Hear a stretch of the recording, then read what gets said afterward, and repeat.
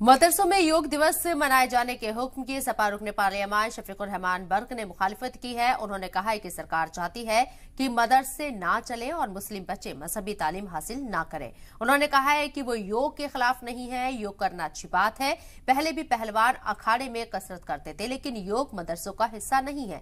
अगर कुछ मनाना ही है तो मदरसों में तालीम दिवस मनाइए। आपको बता दें कि इस बार 21 जून को अंतर्राष्ट्रीय योग दिवस के मौके पर योगी सरकार ने प्रदेश के मदरसों और दरगाहों में योग दिवस मनाने का हुक्म दिया है।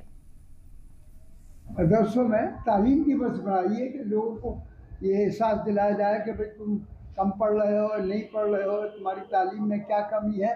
तो ये तो मदरसों के अंदर तो तालीम दिवस मनाना चाहिए। योग दिवस से क्या मतलब है? तो योग दिवस को कैसा मानते हैं? मतलब अभी योग अच्छी चीज है, उसमें कोई बुरी चीज तो है। हर आदमी अपने घर भी योग कर सकता है।